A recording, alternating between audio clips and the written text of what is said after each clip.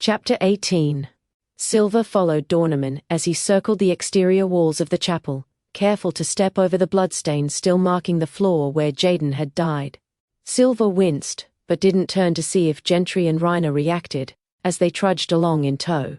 None of them were battle-hardened soldiers, so Jaden's death still weighed heavily on their minds. But it wasn't only dread that troubled them. Silver had seen the accusation in their expressions on the walk to the chapel. She felt blanketed in blame for the chaos that her plan had caused. They might have judged her less harshly had she trusted them to kill the Drifter. It was easy for friends to assume they trusted one another while speaking of future glory in battle, against Hellspawn on the front lines, or even during training exercises in the spire. Almost every student dreamt of rising in rank by climbing the spire, then finding their place in the war effort. Silver had made no such plans, or pretended otherwise. She had only listened when Gentry or Reiner prattled about them. Naive fools, imagining they might all be assigned to the same company so they might ascend together. While Silver hadn't joined in beyond an eye roll and a nod, she also hadn't argued.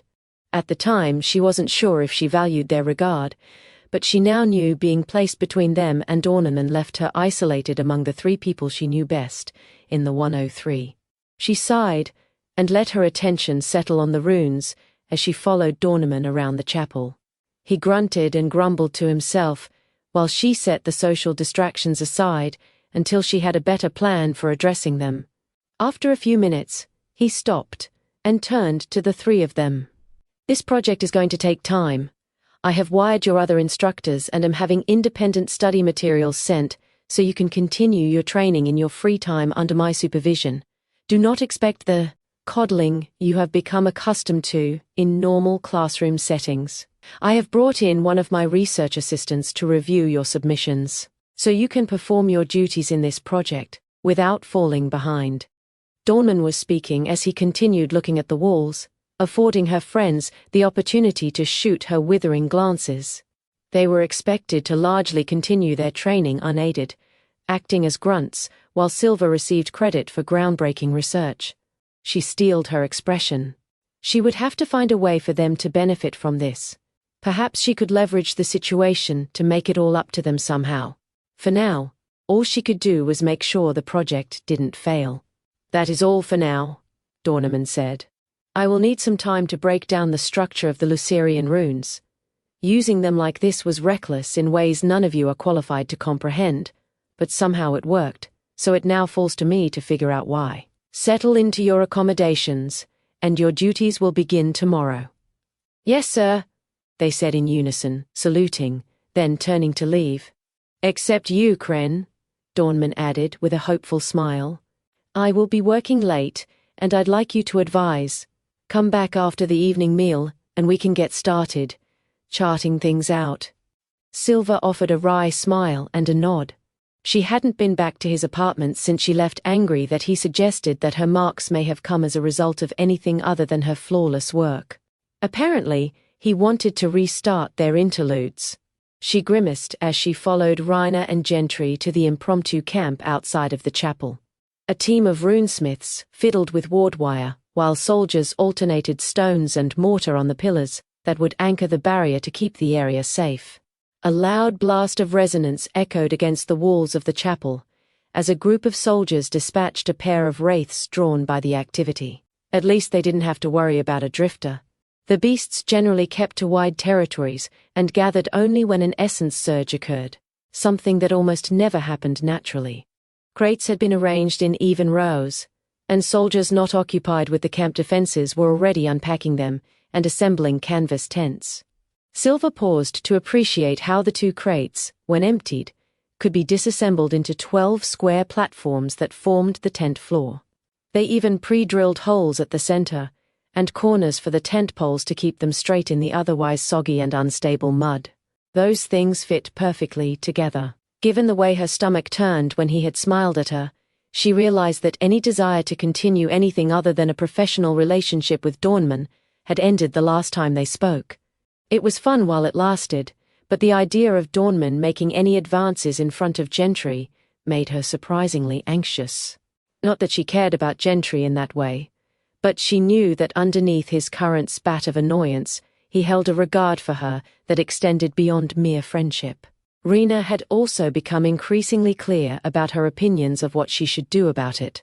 Let him know that Silva was focused on her studies and research, then softly but firmly tell him that she had no interest in tall, wealthy boys brave enough to stand between her and the hellish death the Drifter had promised them both? Obviously not. What a mess. Silva, I think that's deep enough, Gentry said. She looked up and realized that she had hammered the center pole of her tent a foot deeper into the earth than necessary, the wooden top splintering from how hard she had been pounding. Right, Silva said. I just didn't want my tent falling over. I see, he replied, then paused long enough for the silence to become awkward. Rena looked between the two of them and took a step back. Well, I am going to the mess line, Rena said, smirking in a way that let Silva know she was being abandoned. I will pick up enough food for the three of us. Be right back. Silva smiled thinly and gave her a small wave. That cog-fucking traitor. Let me help you with that, Gentry said, lifting the canvas and indicating that she should step off the crate that allowed her to stand high enough to set the center pole so he could take over, his frame and long arms making stepping stools unnecessary. She sighed, accepting that she couldn't stop what was coming. They were both furious with her for how things turned out. Silva had embarrassed them, put them in a position to have their standing in the Aegis threatened, and then apologized by having them assigned to full-time positions that denied them the best runesmith training in the Aegis. She deserved everything he was about to say to her, and they both knew it. Put the tent down, Gentry, and let's get it over with. Say what you need to say. She couldn't make direct eye contact. That was uncomfortable even in normal circumstances, so she chose the crease between his eyebrow and his nose, exaggerated by the shocked look on his face. All right, he said, setting down the tent. I guess you're right. We need to clear the air, and the longer this goes, the more it will fester.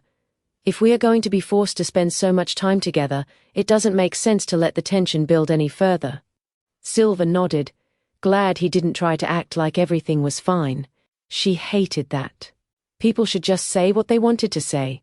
Holding back how they really felt, just because they were afraid of conflict, was cowardly.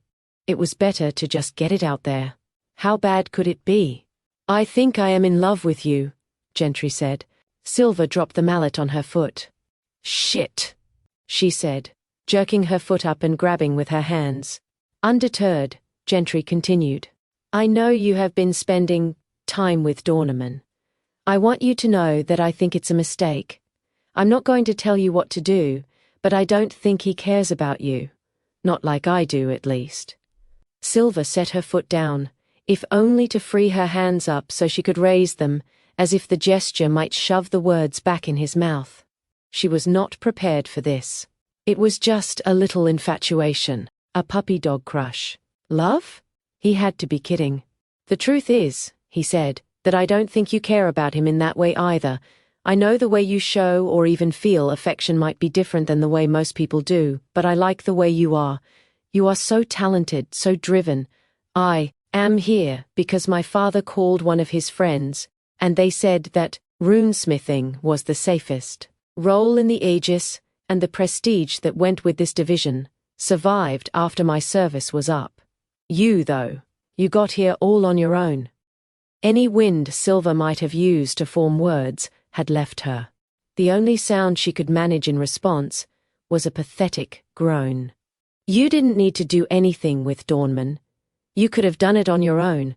I don't understand why you thought you needed to be with him to boost your marks. The sound of the slap reverberated loud enough to turn the heads of every soldier in the campground. Neither of them seemed to understand what had happened, until a crimson welt in the shape of a hand began to form across Gentry's cheek. Silva turned and left Gentry standing with canvas pulled around his feet as she stomped off into the twilight. She walked the length of the chapel, only to realize that she was trapped by the ward line, and pushing past would leave only wraiths to keep her company. She would probably prefer them to anyone inside of the ward line, but she was useless in a fight, and knew it. Even so, the prospect was tempting. She paced, and tried to cool her temper. Who did he think he was? What right did he have to judge her relationship with Dornman? He hadn't promised her anything when it started, and she had only maintained it as long as she did for his extensive private library and access to restricted sections of the division's archives. Books. That's all she had wanted. It only dawned on her now that the social consequences that seemed benign at the time extended to Gentry as well. He had accused her of whoring herself to get better grades. What a complete ass he was. As if she would need someone to change her marks. Preposterous. Silver continued stomping around until she came to the entrance of the chapel again, and entered before anyone in the camp could notice her tantrum. The evening twilight had deepened, as far as limbo would allow. Full night and day were too decisive for a hell marked by drab monotony. The room cast dark shadows, so she made her way to a mostly intact stone pew and deposited herself on it, and lay back, trying to catch her breath. She didn't want Gentry to think of her like that. How could he profess that he loved her in one breath, then accuse her of cheating in the next?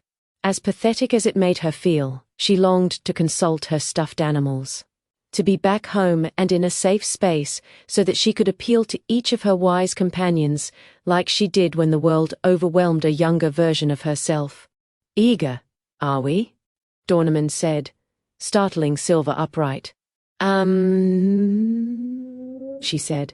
He chuckled, and paused in the doorway, spinning the dial beneath the shard lamps, connecting their runic patterns to the shards within.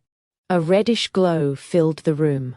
"You know, I've wanted to speak with you since you left my apartment, but things have been hectic. I owe you an apology." "You do?" Silver asked. Twice in a day, a man surprised her enough to shatter her train of thought. "I do," he confirmed. "I implied something that wasn't fair. In my head it sounded like a joke, but I understand how seriously you take your studies. I respect that. Your work is indeed flawless. The assignments in my classes are beneath you, and I was wrong to insinuate otherwise. The way you are so earnest about your work, it's what draws me to you. It's a commonality we share. It's nothing I should joke about." "Thank you for saying that," Silver said. She meant it.